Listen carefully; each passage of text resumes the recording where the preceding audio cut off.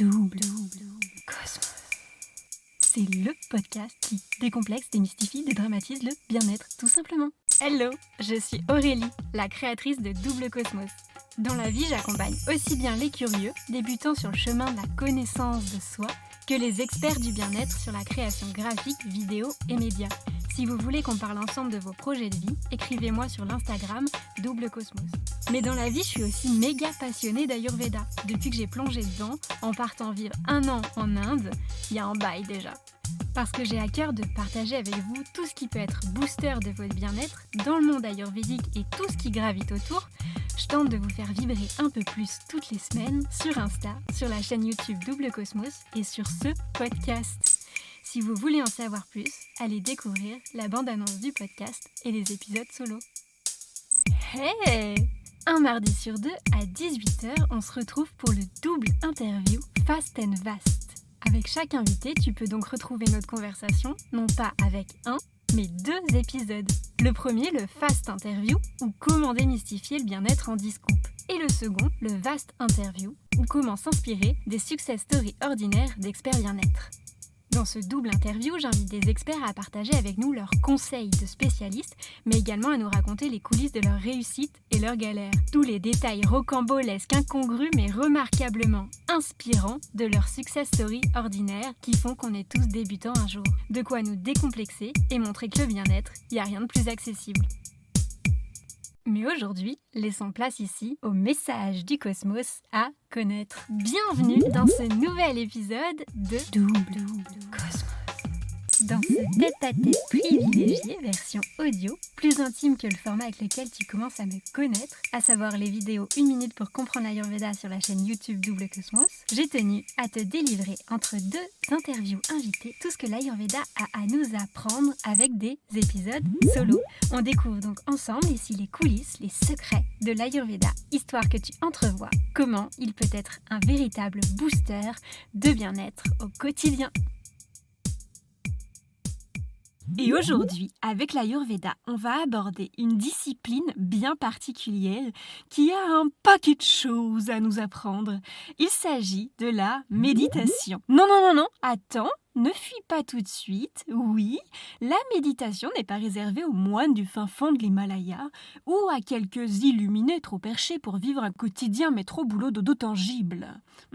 La méditation est une pratique qui englobe tellement de techniques et de formes que le sujet a de quoi te surprendre, je te le garantis. Et oui, aujourd'hui, je rebondis sur le sujet abordé avec ma précédente invitée sur le Fast and Vast Interview qui est comment être dans l'être. Oh, il est dur celui-là. Comment être dans l'être du verbe être et réussir à sortir du faire. Faire? Mais oui, tu sais, ce phénomène qui nous touche tous, homo sapiens que nous sommes, à vouloir faire plein de choses pour combler nos journées et ne jamais se laisser le temps de faire un petit break en conscience pour revenir à soi et trouver la paix intérieure. En nous, tout simplement. Bref, t'inquiète pas, je t'explique tout ça ici pour booster ton bien-être avec l'Ayurveda grâce à la méditation autour d'une sagesse tibétaine qui en impose. Attention, écoute ça. Ce n'est pas le paysage qui est petit, c'est la fenêtre par laquelle on le regarde. Voyons ce que ça nous en dit. Si tu écoutes l'épisode jusqu'au bout, tu comprendras comment cela résonne particulièrement avec mon histoire du jour. Mais je ne t'en dis pas plus et laisse place à l'épisode avec ce nouveau message du cosmos à connaître. Oui. Alors, dans cet épisode, laisse-moi te conter comment le fait de méditer n'a rien à voir avec un truc religieux, perché, dogmatique, sectaire et j'en passe. Comment tester une séance de méditation est moins difficile, complexe, laborieux et obscur que tout le monde le pense. Et comment la pratique méditative a plus de power que toutes les tortues ninja réunies pour booster ton bien-être jusqu'au restant de tes jours. Eh bien oui, dans cet épisode, on décrypte ensemble 3 voies pour s'en sortir avec l'exercice légendaire de la méditation et les 10 étapes pour réussir ta séance de méditation en beauté. Pour cela, comme d'hab, je te partage ma bonne dose d'euphorie, mes ressources et mon expérience perso pour réussir à poser tes fesses 5 minutes, dénouer ton cerveau et méditer comme un sage tibétain. Et tous les secrets, les astuces, les recommandations, les incontournables de l'Ayurveda, quoi, pour booster ton bien-être. Mais alors pourquoi te parler de méditation ? Eh bien pour commencer, laisse-moi revenir en deux sur les épisodes précédents avec ma dernière invitée, Delphine Barter. Si tu n'as pas encore écouté les épisodes 8 et 9 du podcast, fonce les écouter parce que ça vaut le détour d'éclaircir les conseils ultra philosophique de Delphine. Alors oui, ce précédent interview du podcast était un peu dans un autre mood, plus conceptuel que les autres et davantage comme une conversation, parce que les mots de Delphine m'ont beaucoup parlé. Si, t'as vu, hein. Dans cette interview revisitée, on a pris le temps de parler un peu plus de l'Inde, de Rishikesh et de notre expérience forte à toutes les deux en ayant vécu, mais surtout du sacré. Oui, dans ce précédent épisode, Delphine nous parlait d'être dans le sacré, donc dans l'énergie de l'être, quoi. T'as capté si t'as écouté l'épisode jusqu'au bout, qu'elle compare, elle, au divin en nous. Alors bien sûr, ce ne sont que des mots pour s'entendre sur le concept d'être, pas toujours simple à piger, qui pourrait en refroidir ou en bloquer plus d'un en cas de mauvaise interprétation, hein, avec ce sujet pourtant si intéressant. Je vous invite donc à écouter plutôt le fond de sa pensée qui creuse le sujet bien plus loin. Pour ma part, le mot divin ne me parle mais pas du tout. Même s'il n'a aucune connotation religieuse, dogmatique ou autre, quand on en parle avec Delphine, son usage étant trop raccroché au monde de la foi, justement, ce mot ne me porte pas vraiment. De mon côté, je n'ai pas de maître spirituel, de religion, de foi, mais je suis très curieuse de celle des autres. Ouais, c'est assez fascinant, je trouve, de pouvoir échanger sur nos chemins de vie, nos outils, et ce que cela nous apporte individuellement. Parce qu'il n'y a pas une solution. Une voix, toi-même tu sais, chacun a la sienne. Et comme l'a dit très justement Delphine dans le vaste interview 9 du podcast, on n'est pas obligé de passer par l'Inde, on n'est pas obligé de passer par un chemin spirituel particulier ou par un livre particulier. On peut tous avoir des chemins différents. Donc si dans l'épisode précédent on parlait du sacré comme non pas quelque chose d'extérieur, ou de mystique, ou de dogmatique, ou de superstitieux, tout ce que l'Ayurveda n'est pas d'ailleurs, je tiens à le rappeler, nom de Zeus, puisque je m'étais déjà en garde face à cette fausse croyance dans les vidéos 4, 5, 6 et 7 d'une minute pour comprendre l'Ayurveda. C'était surtout pour évoquer du coup le concept de faire les choses en conscience, en se reconnectant à soi. Non pas de partir à l'autre bout du monde, se baigner dans le Gange à Rishikesh pour vivre une méchante expérience, de répéter des mantras sur les marches d'un temple ou de faire des millions de rituels pour les rituels, mais de trouver son moyen à soi, sa technique perso pour être capable de revenir à soi dans notre métro boulot dodo de tous les jours, sans se reculer du monde, évidemment. Bref, se reposer en soi, comme dit Delphine. Et pour ça, pas besoin de faire quelque chose. S'asseoir n'importe où et n'importe quand pour méditer suffit. Et ouais, c'est carré. On y va. Et puisque j'ai choisi de vous parler en toute curiosité de toutes les voies, les chemins spirituels, les croyances du monde et au-delà, techniques et les disciplines impactantes pour booster son bien-être, le sacré, qui peut se traduire par l'expérience de l'être, le soi intérieur, est devenu le sujet d'un épisode philosophique et passionnant. Mais alors, comme a pu l'être l'épisode précédent, on peut se sentir un peu dépourvu en parlant du fait d'être en toute conscience, ne pouvant pas se raccrocher à du concret à appliquer, du faire, comme faire une routine ou s'élasser, compter jusqu'à 3 ou appliquer une nouvelle pratique, changer un geste du quotidien ou deux, bref. Mais écoute plutôt ce qu'en dit Delphine justement dans le Fast Interview 8 du podcast. Finalement, c'est arrêter de faire.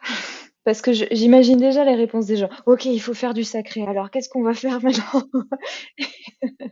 Et donc, du coup, on va commencer à attraper le premier rituel qui vient et s'accrocher au rituel. Et puis, on va le perdre d'ici 3 jours. Hein. Donc, le plus important, c'est de se rappeler que le sacré, il est à l'intérieur de nous. Il faut déjà sortir du faire, retrouver ce silence. Et retrouver ce silence, ça va passer par certains rituels, certains outils, certaines pratiques. Mais à la base, on fait pas les pratiques pour les pratiques. Il y a certainement beaucoup à dire parce que c'est vraiment... on est dans une société du faire, mais parce qu'on a peur de l'être, en fait.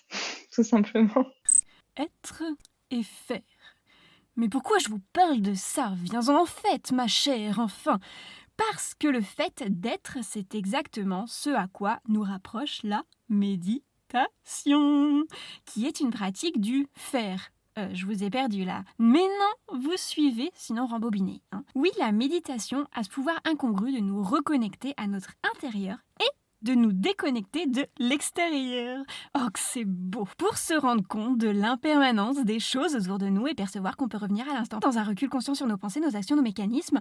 Ce qui n'est, je le conçois, pas toujours facile à décrypter quand on a un esprit très cartésien et qu'on n'a pas vraiment médité plusieurs fois sur le schmilblick.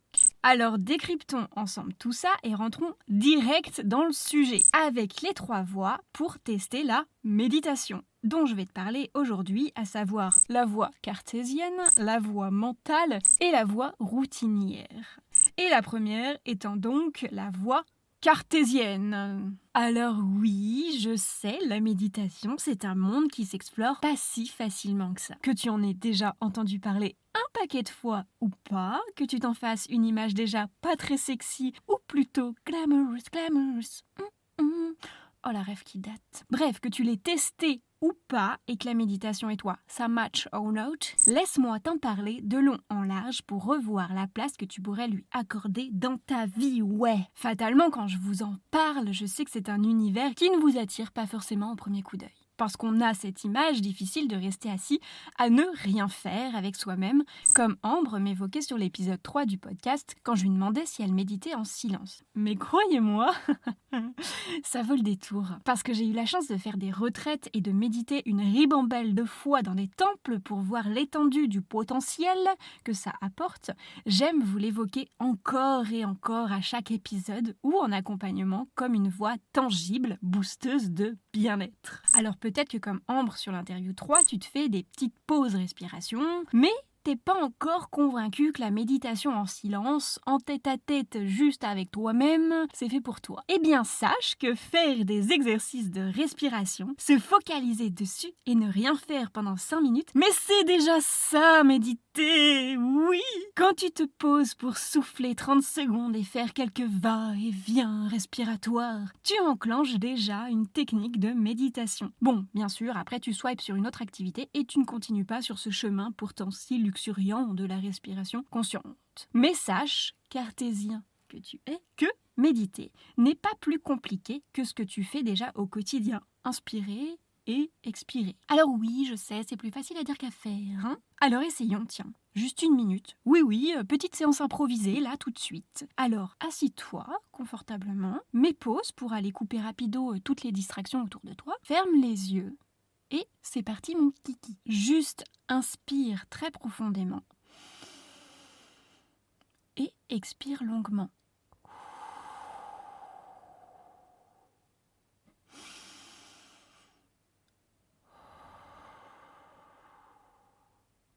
Répète ces inspirations et expirations en conscience pendant que je continue ma causette. Et à chaque nouvelle expiration, essaye de relâcher un peu la pression. Faire descendre la tension de tes épaules contractées, de ton cou tendu, de tes mains qui gigotent. Relâche tout et focus sur ton inspiration, puis ton expiration. Inspire, expire. J'entends pas, tu joues pas le jeu, mon vieux, là. Inspire, expire. Allez, on inspire et on expire. Plus sérieusement, on inspire et on expire. On inspire et on expire. Et voilà! Alors, elle est pas belle la vie quand on prend le temps de souffler? Non mais sans déconner, je sais pas toi, mais moi ça me fait déjà un bien fou cette petite pause. Bon, je te prépare dans un prochain épisode une vidéo de méditation guidée un peu funky bien sûr, sinon ça serait pas drôle, pour t'aider à t'y mettre et pouvoir réessayer tous les jours. Alors gardons les expériences folkloriques pour plus tard et revenons à nos moutons avec nos voix méditatives. Oui, si je te fais expérimenter ça, c'est parce que je sais que nous, cartésiens, on n'est pas toujours open à ce genre de pratique quand c'est pas quelque chose qui nous est familier. Et comme je l'ai fait à mes débuts il y a 8 ans, tu as le droit de te renseigner de long en large sur les bénéfices désormais prouvés par les neurosciences avant de t'y mettre. Si tu veux aller au plus court, tu peux aussi regarder les vidéos 27, 28 et 29 d'une minute pour comprendre l'Ayurveda que j'ai fait à ce sujet, où je te dévoile comment méditer pour booster ton bien-être. Je dis ça, je dis rien. Bref, si tu en doutes encore, méditer a l'incroyable pouvoir de favoriser l'ancrage. Autrement dit, de se recentrer et faire un bon break. Alors, puisque je me suis dit que tu ne serais pas d'office convaincu de t'y mettre là tout de suite everyday, te rappeler qu'il suffit juste de te poser et faire quelques respirations pour commencer me semblait essentiel. Donc rappel, pour la faire vraiment courte, vraiment tangible, vraiment cartésienne à mort, pour méditer, 1. Pose-toi. 2. Inspire et expire. 3. Répète ça indéfiniment jusque la sagesse incarnée s'éveille en toi. Non, répète ça juste quand tu trouves le temps au quotidien de le faire. Que ce soit 30 secondes sous la douche le matin pour justifier de glander encore un peu sous l'eau chaude. Que ce soit coincé 2 minutes dans un bouchon. Ou que ce soit 5 minutes le soir après une journée de travail éreintante. Cale ça dans tes petits moments de vide où tu as le temps. Quoi ? T'as pas le temps ? Eh, dis donc, je t'ai entendu, hein. Ouais, mais moi, j'ai pas le temps, je prends pas de douche le matin, je suis jamais dans les bouchons, j'ai une vie après le boulot. Oh, hein ? Si tu écoutes cet épisode, tu cherches peut-être à prendre plus soin de toi. À moins que tu ne le fasses pour me faire plaisir. Et ça, vraiment, il y a que ma mère qui fait ça. Big up, maman. Donc, on le sait tous les deux, on a tous le temps de trouver le temps. C'est plutôt qu'on a plus de mal à s'accorder du temps à soi-même, bercé par les 1000 excuses plus urgentes qu'on se trouve au moment de le faire. T'inquiète, moi la promesse. Alors pour en rajouter une couche au cartésien que tu es, le savais-tu ? Sur chaque journée de 24 heures, tu disposes de 1440 minutes, soit 86 400 secondes. Et en millisecondes... Non, je déconne. Bref, 1440 minutes où en moyenne tu vas t'accorder 7 à 8 à 9 heures de sommeil. Donc 8 heures de sommeil, c'est 480 minutes en moins. Donc on arrondit 1440 moins 480. Il te reste 1000 minutes par jour en vrai. Donc même si tu t'accordes 10 minutes par jour, il t'en reste 990. 59 400 secondes pour ceux qui le demandent. Donc tu as largement de quoi t'accorder 10 minutes de temps pour toi. J'en viens donc à la technique secrète qui pourrait t'aider à t'accorder du temps pour méditer, qui est de commencer tout petit. Tout petit, oui, commence par te bloquer 1 minute par jour dès ce soir. Puis, au bout d'une semaine, passe à 2 minutes, puis au bout de 3 à 3 minutes. Bref, ce n'est pas grand-chose, mais tu verras que tu auras très vite envie d'augmenter le timing au fur et à mesure. Attention, secret de débutant ayant essuyé des échecs, ne fais pas l'inverse. Ne commence pas par un gros timing au risque de voir tous les jours le temps que tu t'accordes pour méditer diminuer. Bah oui, on sait tous, même si la volonté est là les premiers jours, comme une bonne résolution du 1er janvier, la motivation diminue avec le temps. Donc si tu pars pour 30 minutes où tu te dis « Oh my god, qu'est-ce que c'est long !» toutes les 2 minutes, t'auras pas envie d'y retourner. Et tu vas pas le tenir sur le long terme. Commence petit du coup et essaye juste de le maintenir tous les jours dans la régularité, de le mettre en place dans ton quotidien et voir après comment faire plus gros step by step. Et en voyant petit à petit les bénéfices et en accumulant les victoires des minutes passées, tu seras plus déter pour continuer. Alors peut-être que tu as déjà tenté la méditation sans grand succès et que tu as vraiment envie de me dire « Non mais tout ça, ça marche pas ». Et que du coup tu as choisi de laisser tomber à jamais. Ton mental aurait-il gagné la bataille ?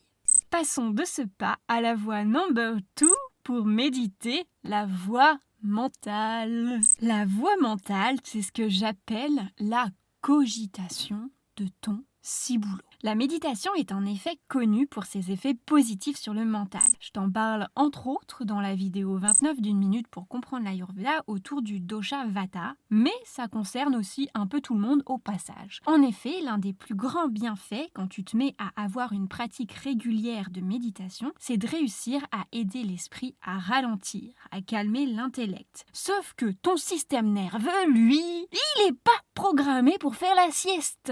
Du coup, quand tu veux calmer le feu de tes pensées et de tes sens, lui, il fait tout pour continuer à foncer, sapristi. Et du coup, on va pas se mentir, ça devient plus hard que ce qu'on pensait. Parce que la difficulté de la tâche, ou quand il faut transformer sa cervelle en combat de catch et à l'idée de devoir se battre sur le ring, on abandonne plutôt rapidement, sans blague. Pourtant, persévérer juste un petit peu va être ce qui va t'équilibrer. Plus tu répliques un exercice méditatif, plus tu apprends à dompter ton mental. En gros guillemets, parce que c'est pas vraiment le cas en vrai. Pour réussir, in fine, à créer, à la place de toutes les pensées qu'il t'envoie, un espace de vide intersidéral, neutre et profond comme un trou noir, tellement reposant à vivre. La solution est donc d'avoir conscience à l'avance que ton mental ne va pas y mettre du sien et de voir la pratique de la méditation comme l'opportunité d'examiner comment ta caboche pilote le tout. Parce que je suis sûre que toi aussi tu as l'esprit qui gigote parfois un peu trop, non? Allez, avoue, t'aimerais pas que ton cerveau se fasse plus souvent un aller-retour pour Bali et t'offre juste un peu, parfois, des vacances? Si tu rêves que ton activité mentale se transforme tout à coup en petit chaton qui t'attendrit un post sur 2 sur Insta, eh bien sache que quand on dit qu'on est le maître à bord de son mental, c'est vrai. Et il y a donc moyen que tu fasses copain-copain avec ton poteau le ciboulot. Comme un animal de compagnie, il y a moyen de passer des journées plus sympas à deux plutôt que se tirer dans les pattes ta petite tête et toi. Mais comment je m'y prends avec tout ça, tu vas me dire? Bah oui, encore faut-il savoir comment, pourquoi et par où commencer. Comment peux-tu y parvenir? Comment savoir comment ton physique et ton mental fonctionnent? Qu'est-ce qui serait le plus adapté pour éteindre ton cerveau de temps à autre et favoriser ton bien-être? Si tu ne peux pas répondre à toutes ces questions, alors vraiment, je te recommande de te mettre à la méditation. Le comble. C'est en pratiquant cet exercice périlleux que tu trouveras toutes les réponses par toi-même pour foncer vers le chemin du mieux-être. Parce que les actes comptent plus que les mots, essayer par toi-même te convaincra bien plus que tout ce que j'ai pu dire jusque-là. Entre nos vies, nos ambitions, nos états psychologiques, nos sollicitations du quotidien, les pressions sociétales autour de nous, nos charges émotionnelles, nous sommes, pour la majorité d'entre nous, perdus dans notre tête entre bavardage mental, turbulence intergalactique et pensée parasite.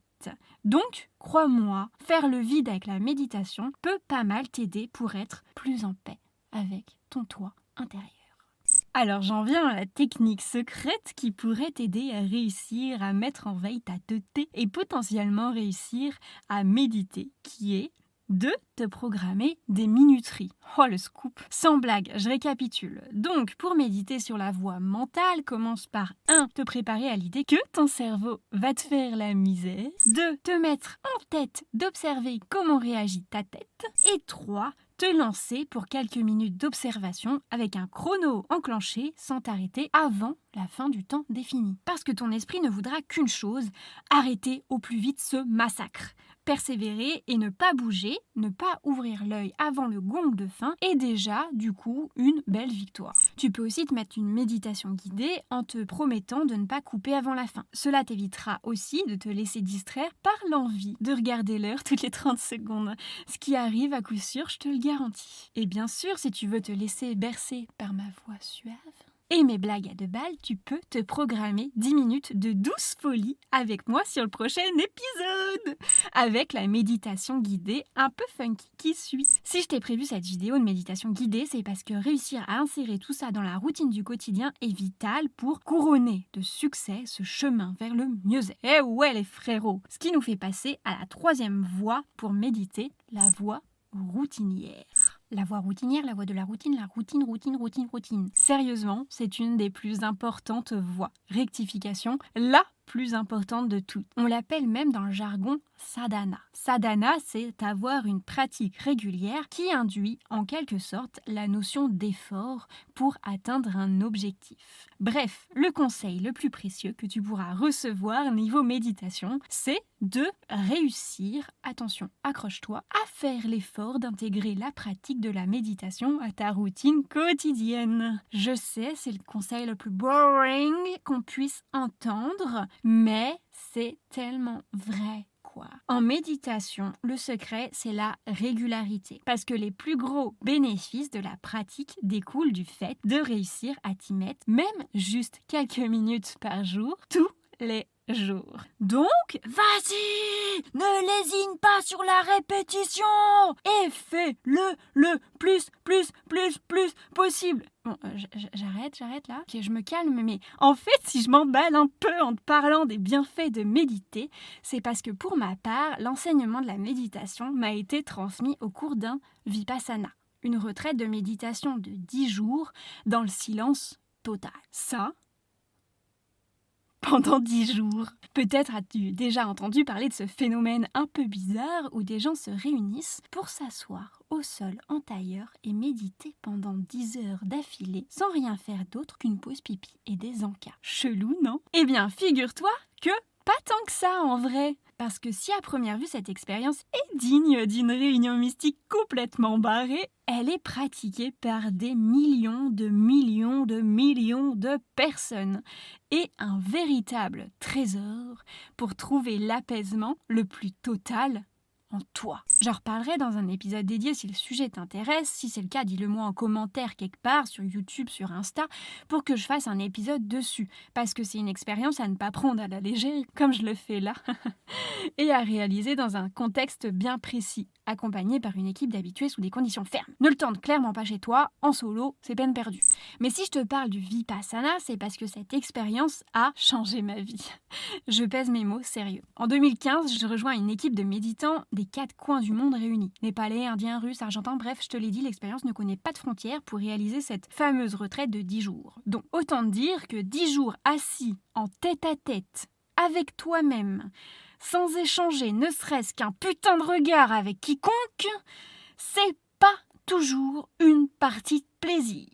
Pendant ces 10 jours, je passe chaque jour par des hauts et des bas qui s'avèrent étrangement les mêmes pour tout le monde quand tu te concertes à la fin de cette période de torture avec les autres. Et ce, parce que la méditation mène pour un peu tout le monde au même retranchement et au même bénéfice. Alors au début de l'expérience, comme quand tu t'assois la première fois chez toi pour méditer 10 minutes en silence par exemple, tu cogites énormément. Puis tu te rends compte que c'est plus dur qu'on ne le croit de ne rien faire en fait. Puis tu te demandes clairement « Putain mais quand est-ce que c'est fini bordel ?» Ou bien « Mais what the fuck, qu'est-ce que je fous là ?» Au bout de plusieurs jours, tu en viens à détester toutes les personnes autour de toi, y compris celui qui est là pour t'aider à comprendre la technique. Tu le traites de tous les noms dans ta tête, clairement, parce que t'as que toi-même à qui parler.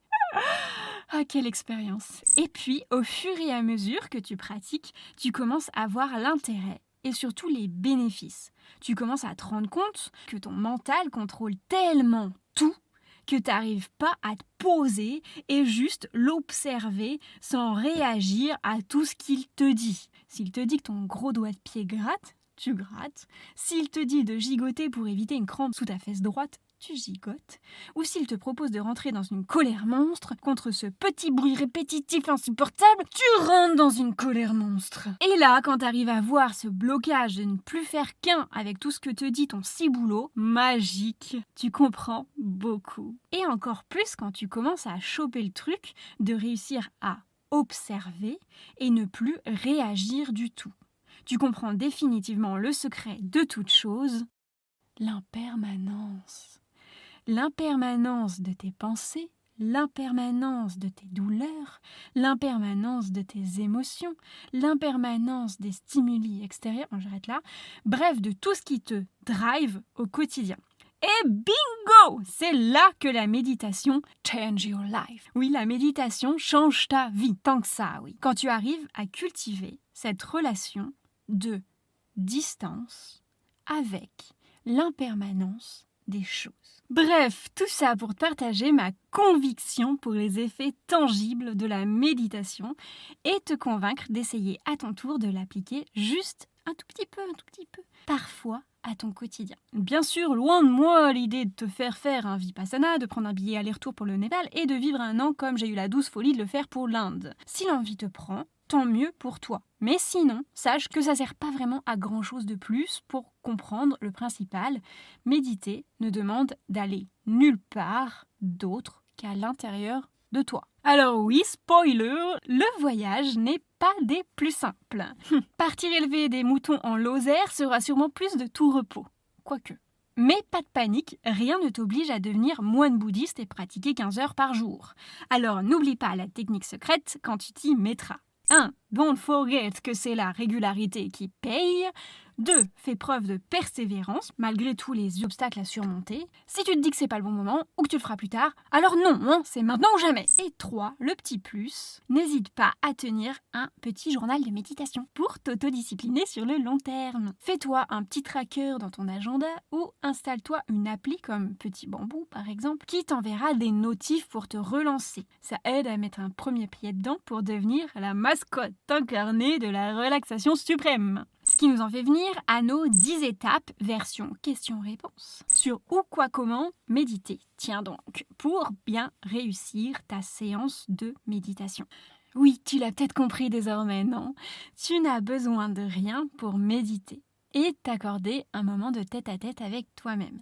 Ni besoin d'outils en particulier, encore moins besoin de te convertir au bouddhisme pour te sentir libre comme l'air. Néanmoins, préparer ton environnement à la méditation peut t'aider à mieux y arriver. Alors, juste pour te mettre en condition, voici 10 points step by step pour répondre à toutes tes interrogations. La première, 1. Quand méditer? Prépare-toi une plage horaire où tu n'as rien d'autre à faire et à penser, si possible. Si tu te programmes ça sur une pause en pleine journée, stop tout ce que tu es en train de faire. Tout. Pardon. Bah oui, c'est déjà pas easy en vrai, donc commence pas à écouter une méditation guidée en rangeant la vaisselle, clairement. 2. Quel moment parfait? On a tous notre moment adéquat pour méditer. À toi de trouver le tien en testant une même technique de méditation à plusieurs reprises. Perso, le soir au coucher, moi, c'est mon préféré. Comme je te l'ai déjà avoué dans l'épisode solo 5 du podcast. Mais si tu es déjà mort de ta journée, pas sûr que tu arrives à tenir longtemps en position couchée. Si le sommeil vient te chercher, ouvre grand les yeux quand ça t'arrive et prends une grande inspiration pour raviver ton petit corps et oxygéner ta caboche. 3. Où méditer? Tu peux t'enfermer dans une pièce où il n'y a personne. Dans un cagibi, dans les chiottes, à toi de voir, bref, au calme. Que ce soit chez toi, à la pause déj au bureau ou dans une salle d'attente entre 2 rendez-vous, essaye de favoriser les endroits où tu peux trouver le calme easy. 4. Comment méditer? Évite-toi toute distraction. Bruit, notif, froid de la pièce, pied engourdi, envie de pipi, faim dévorante. Sinon, tu te compliques bien trop la tâche. Bah oui, qui résiste à un petit bidou qui gazouille? L'intention est quand même importante. Donc si t'as qu'une envie, c'est d'aller prendre un petit goûter et que t'as pas la foi de méditer, ne te force pas, et reviens-y après avoir mangé une bonne tartine. 5. Quelle position pour méditer? Installe-toi, position lotus, la jambe gauche derrière la nuque, de façon à ce que ton petit doigt de pied touche ton oreille droite. Ou affalé dans le canapé, comme tu préfères. Le mieux, c'est quand même la colonne droite, mais pas rigide, pour t'éviter un mal de dos, les pieds à plat ou en tailleur. Mais peu importe la posture méditative que tu prends, la règle d'or est de s'asseoir confortablement, de trouver une position agréable, la plus confortable pour toi. 6. Quelle attitude pour méditer? Eh bien, relâche tout ton petit corps. Pose-toi comme tu le sens, les mains en mode cœur avec les doigts ou ce que tu veux. Les yeux dans le vide, en focus sur un point ou, au plus simple, close your eyes. Les yeux fermés. Petit détail important, c'est plus facile quand tu ne vois pas un post-it ou une chaussette qui traîne qui te fait de l'œil toute la méditation. Et juste relax. On est quand même là pour se détendre à la base. Même si t'es paré pour travailler dur, le plaisir avant tout. Perso, je me mets bien 15 minutes avant de me détendre et vraiment réussir à méditer pour de bon quand je m'y mets. D'où le fait que je me bloque des méditations de 30 minutes minimum. Donc, n'aie pas peur de prendre le temps de libérer toutes tes tensions de la journée au début. 7. Quelle technique pour méditer? Si tu as regardé la vidéo 28 d'1 minute pour comprendre l'Ayurveda, tu sais déjà qu'il en existe pas mal. Je t'en propose quelques-unes d'ailleurs selon ton dosha. Va voir ça. En vrai, nope, il n'y a pas de procédure exacte à suivre que Bouddha aurait breveté. Moi, je fais le choix du silence plutôt que la méditation guidée, par exemple, parce que j'ai appris pas mal de techniques variées au cours de mes retraites de méditation. Je t'en propose d'ailleurs plusieurs dans la vidéo de méditation guidée qui suivra, de la respiration au body scan ou encore le focus sur ton environnement. J'y fais le tour des techniques les plus game changer pour s'y mettre. Mais pour info tout de même, au-delà de l'aspect découverte et exploratoire qui est important pour que tu trouves la technique qui te fait le plus vibrer, c'est quand même top si tu te laisses le temps de pratiquer chacune encore et encore avant de changer. Selon les techniques, méditer est plus ou moins easy. Alors laisse une chance à ces techniques qui se pratiquent depuis la nuit des temps et qui ont fait leurs preuves. Au bout d'un moment, tu le feras si naturellement que tu auras réussi à te libérer au moins un peu de la technique. 8. Quel état d'esprit pour méditer? La patience. Sois patient. Si tu ne vois pas assez les bénéfices du premier coup et que tu as envie de cogner le moindre objet dans ton champ de vision pendant ces minutes de soi-disant repos mental, les bienfaits se ressentent sur le long terme. Et je ne le répéterai jamais assez, dompter son mental qui fait des loopings demande de la persévérance et de la régularité. Parce qu'il est bien trop facile de réagir à un stimuli extérieur ou à une pensée qui surgit et qui nous fait indéfiniment retomber dans les mêmes schémas de cogitation mentale comme un gros flop. Le travail est vraiment d'observer avec patience jusqu'à ne plus réagir, qu'importe ce qui se passe autour de toi. Good luck, my friend. 9. Quelle exigence pour méditer? Alors là, déculpabilise-toi. Ne cherche pas à être trop rigide avec toi et ta pratique. Si tu n'es pas régulier, ne te blâme pas, essaye plutôt de comprendre pourquoi et comment tu as décalé ta séance. C'est facile pour personne, t'inquiète. Méditer, c'est d'ailleurs peut-être la chose la plus simple à faire, mais la plus difficile au monde à mettre en place every day, avec le wallop peut-être et la pétanque. Donc garde à l'esprit qu'on continue à apprendre toute notre vie avec la méditation, même quand on s'appelle le Dalai Lama. Et 10, avec quel secret dream méditer? Eh bien, réussir à méditer naturellement dès que tu en as besoin pour gérer toutes les épreuves de la vie, pardi. Comprends qu'en te plongeant dans cet état de recul conscient sur ce qui se passe dans ton quotidien à tout moment, tu as le potentiel de voir toutes les choses qui t'arrivent sous un autre angle. Et ting! On vient de me chuchoter à l'oreille. Ce n'est pas le paysage qui est petit, c'est la fenêtre par laquelle on le regarde. Mais oui, tu l'avais oublié celle-là. Et tu comprends maintenant cette phrase un peu dithyrambique qui te dit clairement qu'il n'y a plus qu'à changer de point de vue pour vivre une beautiful life sous un plus bel angle. Bien sûr, ça après des années de pratique de méditation et de dur labeur. Mais bon, qui a dit que le secret du bien-être, c'est trouver les doigts dans le nez, hein? Sur ces mots, on se retrouve pour méditer au prochain épisode. Alors n'hésite pas à me dire si mon enthousiasme a fait des siennes et que tu t'es mis à méditer. Commente quelque part sous la vidéo YouTube ou sur Insta pour me dire si oui ou non tu as posé tes fesses et fermer tes petits yeux pour méditer au moins rien qu'une fois. Ça me fera grandement, grandement plaisir. Et puis on se retrouve très prochainement pour la méditation guidée. Promis, ce sera tout aussi funky. Hey! L'épisode touche à sa fin. Si tu as aimé ce podcast, merci de lui mettre un commentaire cool sur Apple Podcast et 5 étoiles avant de partager cet épisode autour de toi. C'est le meilleur moyen de le faire connaître. Et si jamais c'est pas trop ton truc de surfer sur les plateformes podcast, pas d'inquiétude. Tu peux aussi m'aider en parlant du podcast à 2-3 personnes autour de toi et leur envoyer les épisodes qui t'ont plu. Moi, ça m'aide énormément et peut-être que les épisodes les aideront aussi. Si tu ne l'as pas vu, tu peux aussi retrouver le double interview Fast and Vast de Success Story ordinaire d'Experts Bien-être dans l'épisode précédent en vidéo sur la chaîne YouTube Double Cosmos.